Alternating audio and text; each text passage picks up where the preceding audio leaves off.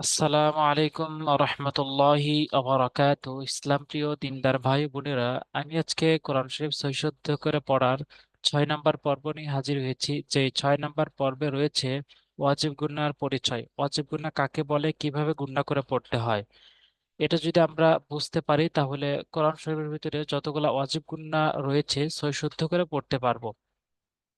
তো অবশ্যই আমার চ্যানেলটি সাবস্ক্রাইব করবেন, আর এই ভিডিওটি বন্ধুদের মাঝে শেয়ার করে দিবেন যাতে করে সবাই কোরআন শরীফ সহিফুদ্ধ করে শিখতে পারে। তো আজকের মূল পড়াতে যাওয়া যাক। ওয়াজিব গুন্নাহ কাকে বলে? হরকতের বামে নুনে ও মিমে তাসদীদ হইলে গুন্নাহ করিয়া পড়িতে হয়, ইহাকে ওয়াজিব গুন্নাহ বলা হয়।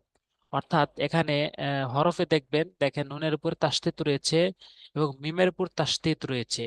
নিয়মটা হলো যে নুনে এবং মিমে যদি তাসদীদ হয় তাহলে সেই ক্ষেত্রে ওয়াজিব গুন্নাহ করিয়া পড়িতে হয়। ওয়াজিব গুন্নাহ মানে নাকের ভিতরে নিয়ে গুনগুন আওয়াজ করা। যেমন আহ মিমে অথবা নুনের তাসদীদ তার পূর্বে হরফের সঙ্গে যুক্ত করে আমরা গুন্নাহ করব, নাকের ভিতরে নেব। যেমন হামজা নুন জবর আন, এই যে আন নাকের ভিতরে নিয়েছি, এটা হচ্ছে গুন্না, ওয়াজিব গুন্না। আন নুন জবর না, আন না, আন না। হামজা নুন জেরে ইন, নুন জবর না, ইন না। তা মিম জবর তাম, মিম জবর মা, তাম মা।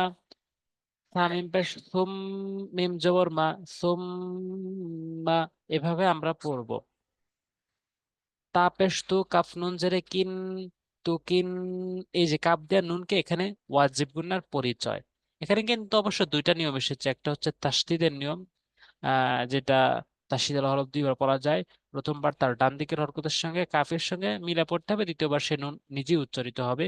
আর একটা হচ্ছে ওয়াজিব গুনার পরিচয়। ওয়াজিব গুনার পরিচয় হয়তো বললাম মিমে বা নুনের তাসদীদ হইলে ওয়াজিব গুনা করে পড়তে হয়। কাপ নুন জেরে কিন, নুন পেশ নু, তুকিন নু। ইয়া জবর ইয়া, মিম নুন পেশ মুন, ইয়া মুন, নুন পেশ নু, ইয়া মুন নু।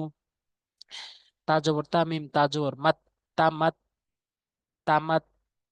এভাবে নয়, এখানে মিমের উপর তাসদীদ রয়েছে। তামিম জবর তাম, অজীব গুণা করতে হবে।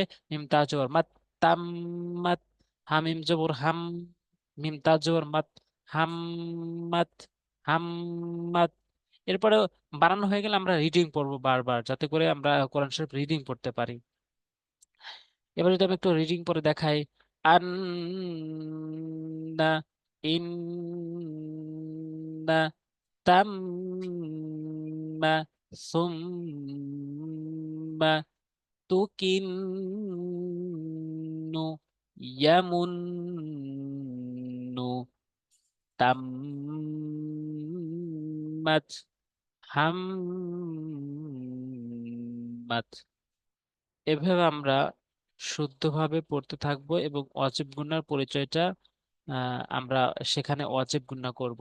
আর অবশ্যই আমি বলবো যে আরবি 29টি হরফের উচ্চারণ দ্বিতীয় পর্বে বলা রয়েছে, সেখান থেকে অবশ্যই দেখে পড়বো। কারণ সেটা এত গুরুত্বপূর্ণ যে পুরা কোরআন শরীফের ভিতরে আহ 29টি হরফ ছড়িয়ে ছিটিয়ে আছে। সেগুলো যদি আমরা শুদ্ধভাবে আয়ত্ত করতে পারি তাহলে পুরা কোরআন শরীফ আমাদের শুদ্ধভাবে পড়তে পারবো ইনশাআল্লাহ। তো আজকে এই পর্যন্তই। আহ, সামনে পর্বে আমি কলকলার পরিচয় নিয়ে আলোচনা করব ইনশাআল্লাহ।